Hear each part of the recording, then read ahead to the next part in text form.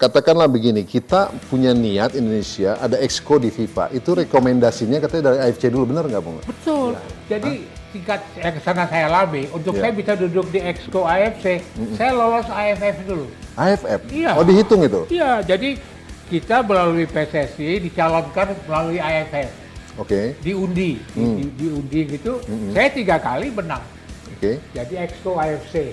Untuk jadi exco FIFA, AFC yang harus mencalonkan, Dan merekomendasikan. merekomendasikan. Nah, harusnya kedekatan dari Ketua Umum PSSI dengan Infantino Iya. digunakan secara maksimal. Iya, iya. Kluivert didatangkan untuk result yang instan. Dan itu bukannya Patrick nggak tahu. Tadi kalau katakan Bang Dal ini yang gendong dia apa kita gitu kan. Iya, iya. Karena nggak mudah juga seorang pelatih diberikan target yang besar ke Piala Dunia secara directly dengan mempertimbangkan peringkat kita yang 127-an gitu ya. Dengan situasi yang sangat sempit gitu ya. Kalau dia kalau dia nggak punya feeling ya, ataupun dia nggak bisa merealisasikan, itu kan orang-orang tertentu aja mau ambil job itu. Saya pernah bicara sama Beckenbauer, Franz Beckenbauer.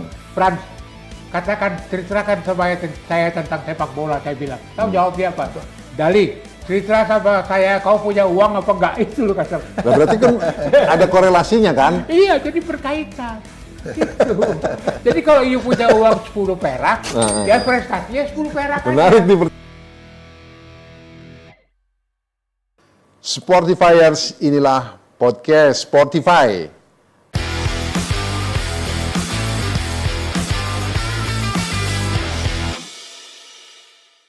Dan kali ini topik yang akan kami sajikan adalah Indonesia mau ke Piala Dunia.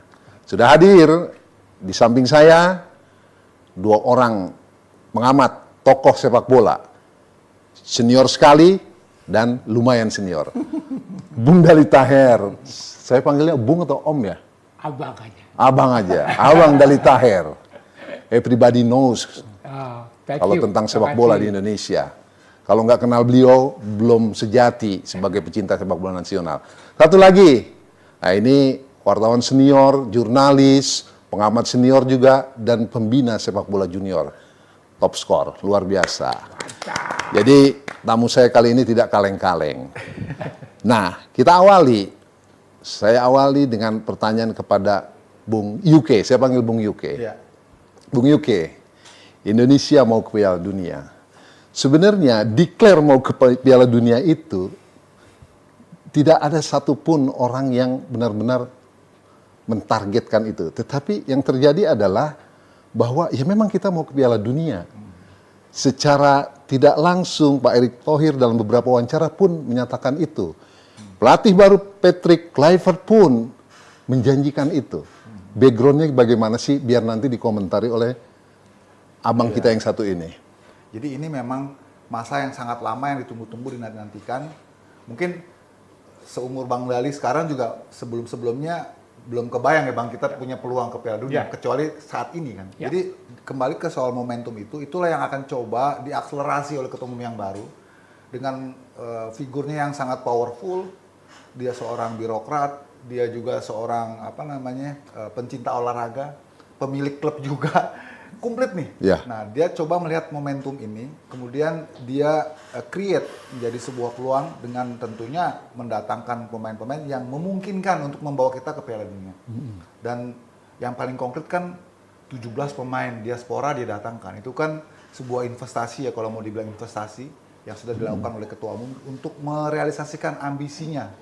Saya katakan ambisi karena sebenarnya mungkin kalau bukan seorang Erick Thohir kita nggak sampai pada strata saat ini, harus diakui jujur. Karena ketua umum sebelumnya kan masih bergulat pada persoalan internal. Oke. Ya kan, sibuk pada persoalan internal sampai kita di ban 2 kali. Ya. Sekarang kita sudah lepas landas dan kehadiran ET dia ingin mengakselerasi percepatan sepak bola ini dengan menarik istilahnya selling point-nya di tim nasional. Jadi ini beda cuy. Kalau ketua umum sebelumnya kan selalu yang dituntut bagaimana pembinaan gitu kan ya, kompetisi. Kalau sekarang Erick datang Wah, gue ambil dulu lokomotifnya, gue tarik lokomotifnya supaya gerbongnya ikut. Ya. Jadi dia coba menciptakan sebuah idola supaya kita bisa tidak hanya terpasung oleh tuntutan pembinaan-pembinaan. Yes, pembinaan itu penting, itu dilakukan. Yeah. Tapi yang paling utama saat ini momentumnya dia, karena ketua umum PSSI kan cuma 4 tahun, Cuk. Ya. Kapan lagi dia ambil ini menjadi sebuah kesempatan untuk kita naik level. Nah, dia dapat itu, kemudian dia dorong timnasnya, terbukti dalam mungkin kurang dari 2 tahun kepemimpinannya. Ya, Kita betul. kita juara AFF, juara Mau 2 tahun persis. juara AFF U16, kemudian U20, Ya. terus kita hampir juga lolos ke Piala Dunia, ke Olimpiade kemarin hampir, kemudian kita lolos Piala Asia directly, kita di Piala Asia juga sampai lolos ke fase knockout, itu pertama kali dalam sejarah, dan sekarang kita ada di putaran ketiga Piala Dunia. Momentum, akselerasi, jadi menurut Bung Yuke ini memang sangat reasonable. Iya. Kalau Indonesia mau ke Piala Dunia, Ya. dengan segala kekuatan yang kita punya, tentunya ada Pak Erick Thohir di situ, ada pemain diaspora, Iya, betul. dan yang satu hal ini adalah negara hadir, Ya, betul. mendukung, mensupport. Betul. Bung Dali, Ya. sudah layakkah kita punya mimpi ke Piala Dunia Indonesia? Saya kagum terhadap Bung Yuke punya pandangan, ya luar biasa. Karena Kita- saya nggak kagum. Ya, saya kagum juga. Ini namanya dua-duanya Yusuf ini. Kalau Indonesia punya cita-cita, itu harus gantungkanlah setinggi langit, Kata Bung Karno. kata Bung Karno. Oke. Dan jangan lupa, Bung Karno dulu waktu presiden, kemana pun dia pergi ke luar negeri, yang dia bawa siapa? Apa? Timnas Indonesia, PSSI. Pernah kejadian itu? Ya, saya tahun 56 sampai 60 di Itali. Tahun 57 Bung Karno datang ke Roma, dibawa tim nasional PSSI.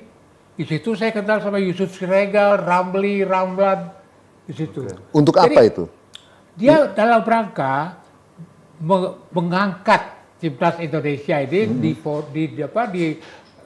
forum internasional Oke, dan memperlihatkan kepada dunia bahwa Indonesia juga punya tim sepak bola yang kuat. Dan pada saat itu memang kita di Asia termasuk yang disegani kan Iya. pada saat itu. Nah itu. Jadi di situ satu. Yang kedua menurut saya cita-cita setinggi langit itu luar biasa. Oke. Hanya catatan saya kita harus taat aturan. Taat aturan. Ya, kita harus ingat FIFA itu memiliki 250 anggota. Oke. Lebih besar dari PBB.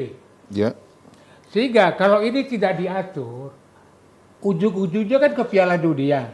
Karena Piala Dunia itu yang menghasilkan sponsorship bagi FIFA.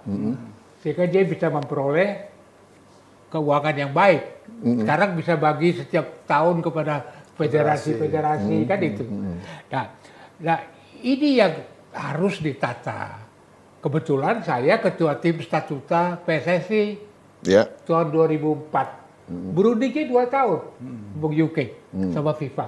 Berdiplomasi itu ya. Diplomasi karena FIFA punya standar statuta. Baru waktu itu ya. Waktu itu baru. Nah kita mengadopsi Yes. itu. Itu kita pedoman dasar ya. Belum ya pedoman dasar, anggaran Ya, rumah ya. tangga. Nah setelah 2 tahun disetujui, kita adalah negara Asia pertama yang mengadopsi statuta. Statuta. Oh gitu. Iya, Iya, iya. iya. Sebelum yang lainnya Jepang Belum, sekalipun. sedang Arab. dalam proses. Oke. Nah, artinya apa? Kepengurusan Federasi Sepak Bola harus jalan sesuai dengan Statuta. statuta. Gitu. Saya punya prinsip, kenapa kita ada organisasi tim Bung Yuke? Organisasi dibikin untuk mencapai tujuannya.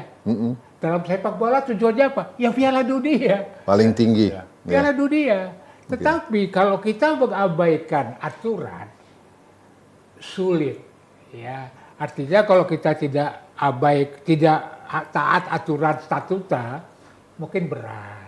Ada beberapa cara di dalam sepak bola untuk menjadi Piala Dunia. Bukan hanya dengan tim yang kuat. Jadi tuan rumah pun dia bisa ikut Piala Dunia. Ya. Yes, Itu. yes, yes. Nah, di zaman saya pernah menandatangani kerjasama dengan Australia untuk menjadi tuan rumah Piala Dunia bersama. Gitu. Waktu 2018 untuk 2022 ya? Mau situ. Zaman Jadi, Pak Nurdin. Kalau itu kita bisa jadikan, ya berarti apa? Kita bisa langsung Piala Dunia gitu loh. Sebenarnya keinginan Kayak Korea, Jepang. ya, keinginan mentas di Piala Dunia sejak dulu sudah ada. Ya sudah ada. Makanya, tapi begini, salah satu hal juga sebagai contoh ya, Bung Yuke ya, tim nasional Prancis Olimpiade, 9 pemainnya dari 11 hitam, bukan orang Prancis. Oke. Akibatnya di final Olimpiade babat sama Jerman. Kenapa? Patriotismenya nggak ada. Makanya kalau you bicara pemain-pemain ditarik dari entah Belanda, entah mana, ada nggak sifat perjuangan untuk bangsa Indonesia? Abang khawatir itu? Saya khawatir. Kebetulan keluarga saya keluarga pejuang gitu loh. Oh, oke. Jadi buat saya yang penting itu adalah nama bangsa dan negara. Ingat Suratin. Insinyur Suratin pendiri PSSI tahun 30 loh. RI Republik Indonesia belum ada. Tahun 38 diundang sama FIFA untuk Piala Dunia di Paris. Kita dijajah Belanda, Belanda setuju asal syaratnya pakai nama Hindia Belanda dan benderanya merah putih biru. Ya. Suratin nggak mau. Ya kita flashback nih ya. Kita flashback. Oke. Ya, dia nggak mau. Nah, kenapa sekarang kita kembali lagi kepada kasarnya Quote tim unquote. nasional Hindia Belanda gitu loh. Diambil Patrick Kluivert. Saya jadi kagum. Kenapa? Dia bukan orang Belanda, dia orang Suriname, jajahan Belanda. Terus melatih negeri Curaçao yang penduduknya 300.000. Mau ngapain? Kita yang angkat dia, apa dia angkat kita? Dia yang menggendong kita atau kita menggendong dia? Atau kita menggendong dia gitu. Jadi kenapa kok federasi kita ini seolah-olah itu hanya mengejar-ngejar impian? Tetapi begini Bung Dali, ini kita diskusi ya. Ya, Eranya kan juga sudah berbeda. ya. Bahwa naturalisasi itu kan ada undang-undangnya. Ya. Diperbolehkan sesuai regulasi. Bahkan ada yang bilang dunia ini saat ini kan, yang namanya perbedaan-perbedaan itu kalau bisa diminimalisir, termasuk dalam sepak bola. Sehingga itu adalah muncul yang namanya naturalisasi. Banyak contoh, Prancis, Maroko, Oh ya. dan mereka sukses untuk Setuju. itu. Nah, masakan kita harus selalu menengok ke belakang? Bagaimana? Betul, tetapi ingat yang saya bilang dari awal tadi, semua itu ada aturan. Ya, aturannya adalah pimpinan federasi itu namanya exco, bukan dipimpin oleh satu orang absolut. Ya, keputusan federasi adalah keputusan exco, executive committee. Jadi bukan satu orang bisa berbicara atas nama exco. Yang bekerja tiap hari itu adalah direktur-direktur dikoordinasi oleh sekjen. Ya, dan yang memberikan statement keluar sekjen harusnya. Exco tidak boleh bicara sama media. Tidak sendiri-sendiri, harus atas nama Exco gitu. Menurut rapat Exco kemarin keputusannya adalah ini. Bukan saya memutuskan dia jadi pelatih kepala sih, nggak bisa. Tapi kan tentunya juga dalam hal ini ketua umum Pasal melakukan 13, 17 statuta tidak mengizinkan campur tangan pemerintah. Kalau kita nggak mau ikuti aturan FIFA, ya kita keluar aja, bikin aja sendiri. pemerintah. Kalau menurut saya tidak campur tangan, tidak intervensi, tetapi partisipasi. Kita pernah di ban oleh FIFA loh setahun. Ya. Ingat? Karena campur tangan.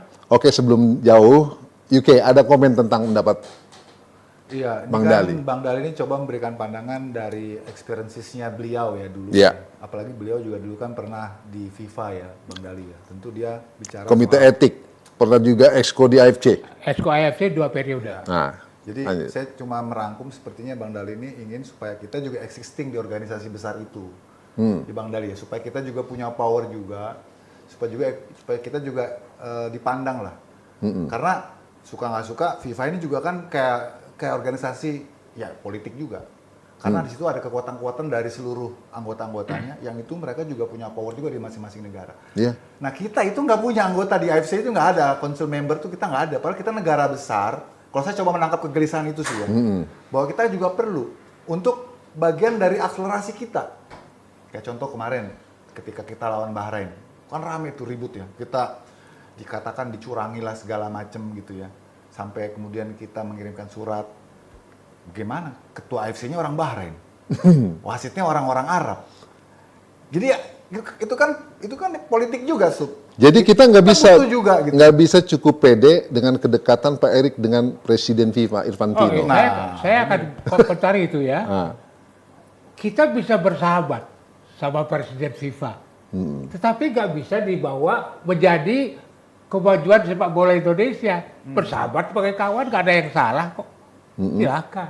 Tetapi ingat, kita negara ketiga, Bung UK, di Asia terbesar. Cina, India, Indonesia. Masa di AFC aja kita nggak duduk? Masa cuma saya yang bisa duduk di situ? Gitu loh. Nah, prinsipnya kita mau yang ngatur atau kita yang mau diatur gitu. Itu prinsipnya itu. Karena dalam case-case tertentu, kadang-kadang kita perlu orang yang orang eksekutif kita, Ya, setuju. pengurus pilar kita ada di sana, supaya kita juga bisa bargaining. Karena tuh banyak hal yang bisa kita perjuangkan lewat organisasi itu. Dan kalau nggak salah, katakanlah begini, kita punya niat Indonesia ada exco di FIFA, itu rekomendasinya katanya dari AFC dulu, benar nggak Bung? Betul. Jadi tingkat yang sana saya alami, untuk saya bisa duduk di Exco AFC, saya lolos AFF dulu. AFF? Iya. Oh, dihitung itu? Iya, jadi kita melalui PSSI dicalonkan melalui AFF. Oke. Diundi, diundi gitu. Saya 3 kali menang. Oke. Jadi Exco AFC. Untuk jadi Exco FIFA, AFC yang harus mencalonkan, Merekomendasikan. Gitu. merekomendasikan. Nah, harusnya kedekatan dari Ketua Umum PSSI dengan Infantino digunakan secara maksimal. Iya, iya. Itu loh.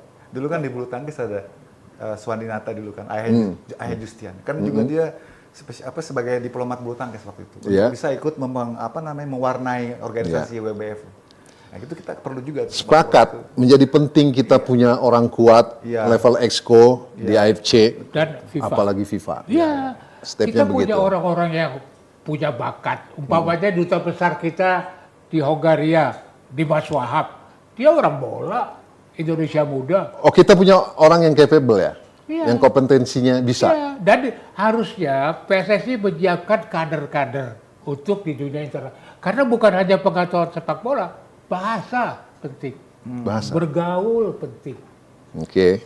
Iya kan? Dan kita nggak Itu kekurangan juga. orang itu Om Dali ya? Hah? Nggak kekurangan orang itu, ada ya? Ada. Cuma Jadi masalahnya, fokus kita jangan kepada Pak Erick Thohir aja, Iya. yang powerful kan gitu. kasihan dia. Terlalu berat beban dia. Oke. Dia harus didampingi oleh orang-orang yang memiliki kemampuan. Kita nggak usah sebut nama, benar ya Bung Yuke ya? Kita Iya. punya kok. sebenarnya Ada yang orang-orang berkompeten gitu. untuk itu Orang ya? yang kompeten. Hah? Tinggal kita bagaimana keseriusan kita untuk juga kita ngototnya juga bukan hanya di tim nasional gitu, tapi kita juga harus ngotot juga untuk bisa memenangkan kursi di AFC. Ada bayangkan AFC Exco-nya kita negara ketiga nggak ada. Negara-negara yang lain yang lebih di bawah Mongolia, banyak, Bhutan, ada urusan apa? tapi jadi anggotanya. Dia jadi Exco. Baik. Itu Bung Yuke kan. tadi Bang Dali sedikit menyinggung tentang kekhawatiran ya. Ya. Dan mudah-mudahan tidak terjadi. Nasionalisme dari pemain diaspora ini.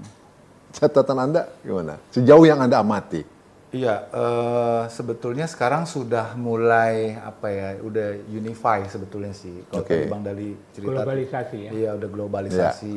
Kan juga pada tahun waktu Piala Dunia 98 itu kan juga dibuktikan oleh Prancis juara dunia. Iya. Itu kan semua banyak pemain-pemain multi etnis juga kan. Jadi sebenarnya kalau di sepak bola sekarang udah nggak ada lagi tuh ini soal perbedaan Iya. disparitas suku segala macam. Yang penting sesuai dengan aturan FIFA memungkinkan seorang pemain itu untuk dinaturalisasi itu jadi sah-sah saja. Kan nggak ada yang dilanggar aturannya Bang Dali. Betul. Justru pemerintah perannya membantu melakukan akselerasi dengan percepatan ke DPR untuk bisa dibantu segala macam. Itu kan nggak terjadi di pengurusan sebelumnya. Mungkin ada, tapi tidak semasif sekarang. Tadi yang seperti saya bilang, ini kan tidak lepas dari memang keinginan besarnya, willingness dari Pak ET ini untuk mengakselerasi sepak bola kita, khususnya tim nasional ya. Kalau Yeah. sepak bola secara keseluruhan memang belum, karena Yeah. itu butuh waktu yang lama. Kalau bicara pembinaan Butuh lama. waktu lama dan Lama. biaya yang besar. Dan belum tentu juga sukses. Karena nih nanti bicara soal kultur negara segala macam, Bang Dali, nggak kelar-kelar. Makanya Pak Erik coba cari jalan pintas. Ini kan seperti crash program. Ya. Dulu zaman Primavera lah, kita Ya. kirim pemain ke luar negeri untuk bisa mendapatkan tim yang bagus. Tapi kan ternyata nggak bisa, karena memang levelnya Kita pernah mencoba itu pernah semua. mencoba. Garuda Select misalnya. Saya pernah coba. Waktu saya pegang Brisbane Roar, pakai pemain dari Indonesia saya coba. Yang Nggak mampu. nggak mampu. Kekuatan fisik, mental, itu disiplin ya gak ada.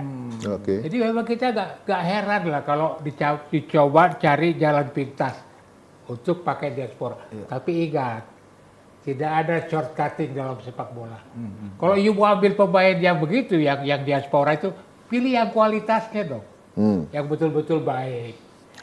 Om Dali, Pilih pelatihnya yang betul-betul qualified. ya. kan? Itu.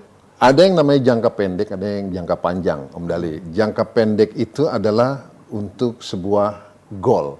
Oke. Tetapi jangka panjang adalah victory, kejayaan. Iya. Nah, itu kan yang maksudnya Om Dali concern Ya. bahwa percepatan silahkan. Silahkan. Tetapi harus dipikirkan aspek Jangka lain. panjang. Nah, utamanya bagaimana, Bang Dali?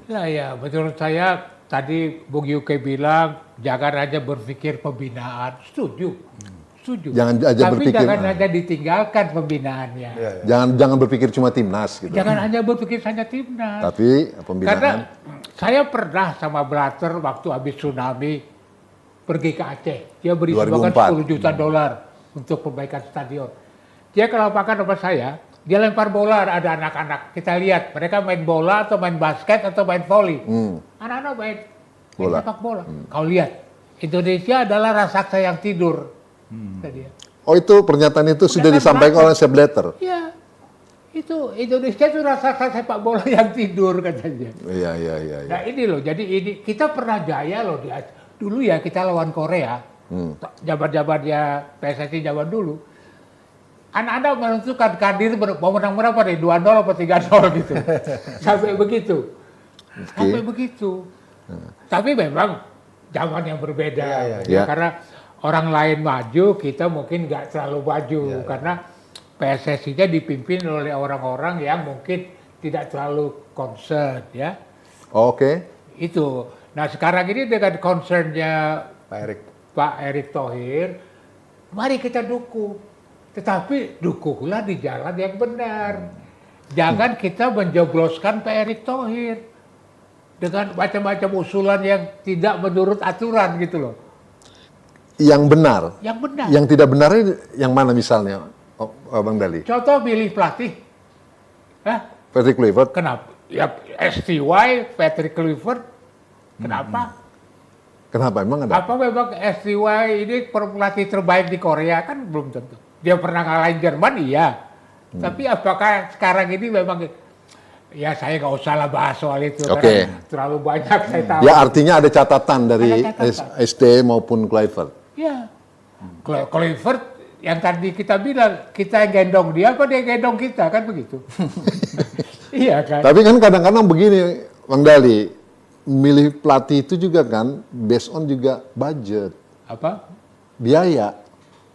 Bagaimana? Ya kalau kita nggak... Saya pernah bicara sama Beckenbauer, Franz Beckenbauer. Franz, katakan, ceritakan sama saya tentang sepak bola, saya bilang. Tahu jawab dia apa? Dali, cerita sama saya, kau punya uang apa enggak? Itu loh kata. Nah, berarti kan ada korelasinya kan? Iya, jadi berkaitan. Gitu. Jadi kalau you punya uang 10 perak, ya prestasinya 10 perak aja. Menarik nih pertanyaan nih, dialog dengan Franz Beckenbauer. Gimana sih? Semuanya itu sebenarnya kita miliki saat ini, Bang Dali. Iya. Menurut saya, itu semua kita miliki saat ini. Kayak misalnya Pak Erik memecat STY, itu kan kompensasinya Gede. 40 miliar. 40 ya? Iya, jadi kan itu artinya PSSI punya uang. Jadi persoalannya tadi kalau Bang Dali tanya, atau Bang Dali ragukan, kenapa Kluivert? Saya juga agak ragu kenapa Kluivert. Banyak orang sok Kalau ya? untuk pemain, yes, dia pemain besar, dihormati. Tapi kalau untuk seorang pelatih kepala, dia belum mumpuni. Dan Erik bukannya nggak tahu itu, dia tahu. Tahu ya. Tapi saat dia butuh, di waktu yang sangat sempit, mungkin availability nominasi-nominasi lain itu nggak tersedia, Cuk. Dan Iya. dia yang paling mungkin mendekati.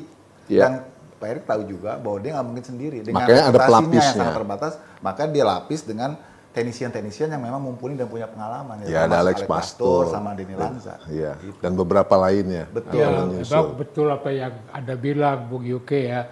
Cuman kita harus lihat bahwa gak ada tongkat sulap dalam Oh sepak iya, bola. iya, iya. Nggak Oke. ada. Gak ada jalan pintas juga gak ada. Jadi kalau mau memang kita menggunakan ini, gunakanlah. Tapi satu hal yang tolong dikurangi. Jangan terlalu banyak komentar. Siapa nih federasi? Ya siapapun, termasuk Patrick Kluivert, kerja. Nggak usah cerita kita harapan kita ini, harapan kita. Dia introducing. Buktikan, buktikan dengan kerja aja. Di terakhir di media itu kan Patrick Kluivert dia kan 2 tahun kan. Iya. Kemudian juga dia secara tidak langsung berani menyatakan mau memenuhi target lolos. Bahkan dia punya plan untuk 2030 sekalian. Luar biasa kan? Reasonable nggak itu? Saya kira itu sebuah visi yang wajar-wajar saja dikemukakan. Wajar ya? Ya. Karena kan setiap pelatih, apalagi dia mewakili federasi untuk juga membicarakan tentang bagaimana visi panjangnya gitu. Walaupun itu bahasa-bahasa diplomatis sebenarnya, Cuk. Karena kita nggak tahu usia dia apakah sampai 2 tahun ke depan. Maksudnya usia kontraknya itu apakah bisa sampai 2 tahun ke depan. Jangan nangir surga maksudnya. Itu dia. Karena contoh STI kemarin aja kan baru perpanjang kontrak 6 bulan. Baru 6 bulan itu Iya. usia tiba-tiba Dari langsung rencana 2 di-cut tahun gitu. ya. Jadi ini kayaknya sekarang ini kan based on result. Dan Kluivert didatangkan untuk result yang instan.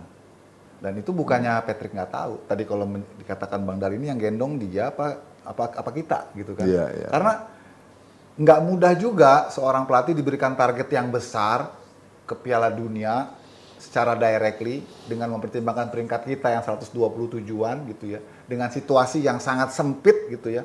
Kalau dia kalau dia nggak punya feeling ya, ataupun dia nggak bisa merealisasikan, itu kan orang-orang tertentu aja mau ambil job itu, Cuk. Nah, Nah, ya kan? Jadi availability lagi-lagi karena saat kemarin mungkin availability nominasi pelatih-pelatih itu yang diharapkan untuk bisa join itu nggak tersedia. Iya, iya. Yang tersedia Patrick. Jadi ya Patrick harus meyakinkan dong. Iya, Walaupun dia sendiri mungkin masih 50-50 ini bisa nggak ya gitu kan. Tapi dengan sources yang sekarang dimiliki tim nasional, dengan 17 pemain diaspora yang ada, yang semua adalah kultur Belanda. nah, Pelatihnya juga dari Belanda, asisten dari Belanda. Paling tidak mereka satu frekuensi dari sisi kultur, komunikasi, gaya bermain yang sudah saling mengenal. Ya. Makanya perlu percepatan pelatih itu harus dari Belanda. Ya itu karena kita cuma punya waktu 4 hari sebelum lawan Australia, nggak ada uji Iya, coba. iya, kan. iya, betul. Jadi pendekatan mana yang harus dilakukan kalau bukan 3 hari kesamaan? mereka berkumpul loh. Itu dia. Dan Maret itu fase-fase yang sangat genting karena klub-klub Eropa sedang Iya. buru gelar kan. Om Dali, tadi disinggung masalah culture. Saya pikir begini ya, kita ini bangsa besar. Kita sudah menetapkan federasi kita punya target ke Piala Dunia. Mari kita dukung. Ya, ya. Mari kita dukung. Jangan kita komentar-komentar yang melemahkan diri kita sendiri. Mari. Cuman federasi juga harus berpikir secara aturan. Ya. Ya. Sekarang banyak sekali masalah-masalah di dalam federasi, umpamanya soal wasit, soal ini, itu juga ditata dong. Jangan hanya arahnya ke satu saja. Itu kan holistiknya, menyeluruhnya. Betul, Tapi karena- kalau fokusnya ke Piala Dunia, menurut Bang Dali, ini modal kita sudah cukup dan memang sudah pantas belum? Kalau sudah pantas dong Indonesia untuk ikut di Piala final Dunia. Piala Dunia. Iya, lebih dari pantas. Lebih dari pantas? Lebih dari pantas. Bukan sebuah mimpi lagi? Ya, artinya mimpi itu kan seperti Bung Karno bilang, gantungkanlah cita-citamu Oke. di tinggi langit kan. Nah. Harus ada target. targetnya itu. Sekarang sebenarnya kita bermimpi Bang Dali, cuman bermimpinya dengan mata telanjang sekarang. Iya. Karena udah di depan ini. Ya, menarik. Bukan, boleh mimpi, jangan halusinasi. Iya, mimpi jangan tidur. tapi Bermimpilah dengan mata telanjang terbuka, Iya. tidak merem. Iya, iya. Oke. Ya, kita juga, mari kita perkuat federasi. Dan federasi jangan gampang terhadap orang-orang yang mengajukan pendapat atau kritik. Justru orang-orang itu diajak ngomong. Kenapa kok mesti gampang? Oh, Oke. yang berkuasa kan you. Orang-orang berasa memiliki saham pada kemajuan sepak bola nasional. Kasih dong dia kesempatan. Oke. Iya, kalau menurut Bang Dali, dengan situasi yang hiruk pikuk saat ini, bagaimana Pak Ete benar-benar sekarang menjadi sasaran tembak ya? Mengapa saya katakan itu? Karena dia mengambil risiko yang besar, Bang Dali. Ya, Mengingat bahwa dia lakukan pergantian pelatih dengan rapor pelatih sebelumnya untuk tim nasional senior cukup baik. ya. Ini kan pasti berisiko karena pelatih yang didatangkannya belum tentu bisa menjamin lolos. Ya. Nah, menurut Bang Dali ini itu bagaimana tuh Bang Dali itu? Ya, saya terus terang cukup kagum kepada Pak Erick Thohir atas keberaniannya. Ya, keberaniannya mengambil resiko yang begitu tinggi. Tetapi juga kita harus ingat bahwa keinginan beliau untuk cawe-cawe sepak bola ini sebelum dia jadi ketua umum. Sebelum beliau jadi, Iya. oke. Udah mulai cawe-cawe. Bagaimana maksudnya. dia bawa Presiden FIFA hadir di acara G20 Bali tanpa mengikut sertakan ketua umum PSSI yang ada waktu itu. Oke. Itu kan politis. Nah, orang gak akan lupa kejadian itu. Oh, maksud lu mau kemari ya? Gitu. Jadi itu hal-hal begitu janganlah ya. Kalaupun dilakukan gak usah diekspos ke umum. Nah, itu Ya. yang susah itu. Sekarang media Hari di itu mana-mana. kan dalam rangka menjadi tuan rumah Piala Dunia U20. Iya. Bukan. Apa kaitannya sama G20? Diplomasi. Gak boleh campur politik dunia. Karena kita tahu akhirnya, oh Infantino bahwa terpilih lagi jadi presiden FIFA, di mana voter terbesarnya ada di negara G20. Kan, Itu pengamatan Bang Dali. iya, pengamatan saya sebagai orang bola. Argumentasinya seperti itu. Iya. Ya kita percaya juga sih dia Loh. peneliti FIFA. Saya tinggal 4 tahun di Itali. Oke. Saya tahu betul mentalitas orang Itali. Malah Itu kan orang Itali. Dan bisa bahasa Itali pula. Si, grazie. Tapi beginilah Bung Yuke, Bung Yusuf, mari kita bergandengan tangan supaya impian ini terlaksana. Baik. Bahwa masih ada kekurangan pasti. Ya. Sepak bola Brazil pun ada kekurangan. Sebesar itu ada Iya, kekurangan. you tahu nggak waktu presiden FIFA itu orang Brazil, selama dia jadi presiden, satu kali pun dia tidak menginjak kantor Federasi Sepak Bola Brazil. Zoha Pelang. Ya Johan nggak mau dia, karena takut diartikan ada Konflik interest. ada vested interest. Nah yang sekarang mondar-mandir sana. Blatter, saya ke Aceh sama dia, makan siang sama gubernur. Gubernur tanya, Mr. President, abis ini you mau kemana? Oh, saya mau keliling lihat kerusakan. Oh, mari saya temenin. Oh, jangan, kata Blatter. Saya sama Pak Dali Tahir aja, karena nggak boleh campur-campur dengan masalah negeri. Pemerintah. Ya, gitu. Ya. Nah, itu jadi contohnya itu. Jadi saya sangat berharap Bung Erick ini bisa membawa Indonesia ke tingkatan Piala Dunia. Karena itulah tujuan dari sepak bola. Oke.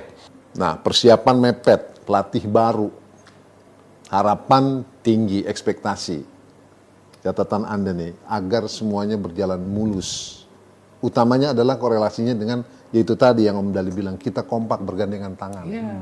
Tapi yang terjadi di bawah kan ini, dar-der-dor, masih ngomongin STY, masih ini. Ya, memang itu tidak terelakkan ya, tidak terelakkan seolah-olah saat ini masih terbelah ya opini. Nah, itu. Karena ada kubu yang masih mendukung STY, tapi ada kubu juga yang sudah move on melihat visi ketua umum ke depan. Jadi kalau kita tarik ke depan, karena kita nggak mungkin lagi bicara yang di belakang, ya kita harus optimis melihat komposisi yang kita punya, sources yang kita punya, peluang yang kita punya untuk dielaborasi menjadi sebuah kekuatan mewujudkan mimpi itu. Kemarin kan Patrick Kluivert bilang secara gamblang target dia 4 poin untuk 2 pertandingan terdekat di bulan Maret. Betul. Itu kan dia men-challenge diri dia, Cuk. Iya, Sebenarnya dia sendiri secara jujur, dia juga belum yakin, belum tahu orang dia belum ketemu pemainnya. Betul. Dia baru dari sini baru kembali. Baru makan malam dengan beberapa pemain kita. Betul. Dan dia patokannya hanya lihat dari video-video aja. Iya. Jadi itu dia men-challenge diri dia untuk meyakinkan bahwa tim ini memang qualified untuk bisa lolos secara langsung ya. Tapi kita juga harus jujur bahwa ini semua sifatnya masih spekulasi. Dan publik nanti akan langsung membuat respon di laga pertama juga lawan Australia. Iyalah, Seperti apa pendekatan yang dilakukan oleh Kluivert dengan situasi yang ada gitu. Kalau hasilnya bagus, wah itu pasti akan besar. Dan akan menjadi modal kepercayaan diri untuk berikutnya. Tapi kalau gagal, itu jadi backfire. Ya dia kena siapa? Federasi. Pak Erik. Iya. Karena sekarang memang Bang Dali dan Cup, tuntutannya, resikonya, bebannya bukan sama Patrick Kluivert, tapi Pak Erick Thohir. Erik. Beliau ya. Iya, dia ambil beban itu. Karena kalau dia mau aman aja, biarin aja STI selesai. Kalau gagal ya udah gagal gitu kan. Tapi kan dia tadi gue bilang di awal, dia melihat ini momentum kita harus ambil. Belum tentu kita dapat kesempatan seperti sekarang. Kita ada di peringkat 3, poinnya sama 6. Kita punya peluang 4 pertandingan, 2 home. Kita harus menangkan. Kalau kita bisa menang lawan Bahrain dan lawan Cina saja, kita seri misalnya lawan Australia. Itu secara matematis kita bisa directly, Cut. Karena kita dengan menang lawan menang lawan Bahrain dan lawan Cina, secara nggak langsung kita bunuh peluang mereka lolos. Ya. Dan mereka Bahrain masih bertemu tuh dengan Cina di putaran kedua kan, terus dengan Australia. Jadi mereka akan saling membunuh, saling mengurangi kemungkinan mereka mendapat poin. Kalau kita ambil 7 poin, kita sekarang 6, 13. Peluang besar kita lolos. Dan mereka berusaha supaya Indonesia nggak lolos. Kenapa? Ya mereka juga pasti bebenah juga. Kenapa? Sahabat saya adalah Presiden sepak bola Australia, James Johnson. Setelah kita mengalahkan dia telepon saya, gila lo, impian gua hancur nih lo bikin gitu kan. Sama-sama saya di AFC dan di FIFA dia. Oke. Iya, jadi mereka juga akan berusaha untuk mengeliminir Indonesia gitu loh. Iya. Makanya kalau terlalu yakin Patrick Kluivert bahwa dia bisa itu harus hati-hati. Hati-hati bikin statement. Gitu. Ya. Karena yang bebannya bukan di Patrick Kluivert, Erick Thohir. Ya, saya pernah jadi anak buahnya 4 tahun Pak Erik ini ketika di Antv. Ya memang dia strong leader ya. Dia berani bertaruh untuk sesuatu pencapaian yang besar. Luar biasa. Oke, closing statement Om Dali. Pertama, terima kasih banyak. Utamanya tadi itu, di bawah publik masih ada pro kontra. Iya, betul. Saya mengerti kenapa masih ada terjadi kubu-kubu ini. Karena kebetulan sekarang zaman IT yang begitu hebat, media sosial berkuasa, sehingga apapun orang ngomong itu boleh-boleh aja. Gitu. Tapi mari kita kemukakan perasaan kebanggaan nasional kita. Perasaan bangga sebagai bangsa Indonesia. Kalau apakah itu sepak bola, apakah voli, apakah apapun juga, maju ke forum internasional, kita dukung. Kita harus berbicara. Ya, kita kesampingkan dulu perbedaan-perbedaan yang sifatnya pribadi atau emosional, jangan. Kita berbicara sebagai bangsa. Kita lihat Cina. Cina itu solid sebagai bangsa. Coba lihat, di cabang olahraga manapun sekarang, atlet Cina pasti ada. Karena didukung oleh negara dan bangsanya. Ya, kalau kita mau jadi bangsa besar, itu yang kita harus kemukakan. Dan saya titip salam hormat sama Bung Erik, tolong Bung Erik. Tolong, cita-cita ini dicapai dengan cara yang baik. Pesan buat orang-orang di sekelilingnya, Exco? Kepada Exco yang ada, tolong perdalam ilmu kalian tentang sepak bola, please. Karena memahami sepak bola ini nggak cukup 3-5 tahun ya. Saya 55 tahun di sepak bola. Sampai sekarang pun saya masih belajar bagaimana mengelola sepak bola yang baik. Ya, jadi tolong, please fokus, Jangan cuma Pak Erik sendiri gitu. ya. Jangan cuma Pak Erik sendiri yang di depan. Jangan biarkan Pak Erik Sendirian. jadi sasaran tembak. Gitu. Karena tanggung jawab Exco, bukan tanggung jawab pribadi Pak Erik. Sekjen harus muncul berbicara. Ya, sekjen muncul dong, jangan ngumpet aja Pak Sekjen itu. Oke, cukup. UK, closing statement. Mungkin mau menambahkan atau punya visi lain? Iya, saya ingin berpesan juga bahwa akselerasi ini harus diimbangi juga dengan pembinaan ya. Jadi jangan sampai kita terlalu mengharu biru dengan tim nasional ini, sementara kita melupakan akar rumput ini yang juga harus dibina. Karena proyek naturalisasi ini kan proyek jangka pendek. Mereka nggak mungkin long last. Jadi harus disiapkan juga generasi berikutnya untuk bisa mengisi dan compete dengan pemain-pemain diaspora juga. Kalau itu nggak diurus, sampai kapanpun kita akan sangat tergantungan. Setuju. Saya kira pesan itu sih yang mau saya sampaikan. Pembinaan, kompetisi, lahirlah timnas. Kompetisinya bagaimana, Bos? Ini lagi ribut lagi. Ya kalau kompetisi kan buarannya ke tim nasional. Ya makanya, ini lagi apa? Ada catatan. Iya, itu dia. Itu bagian dari yang harus juga diseimbangkan ya. Jadi sekarang kan fokus masyarakat, fokus media, fokus netizen, semua hanya ada di tim nasional.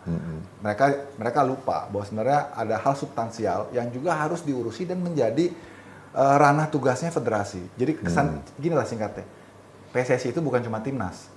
Iya. Nah, itu yang harus disadari karena Pak Erik nggak boleh sendirian.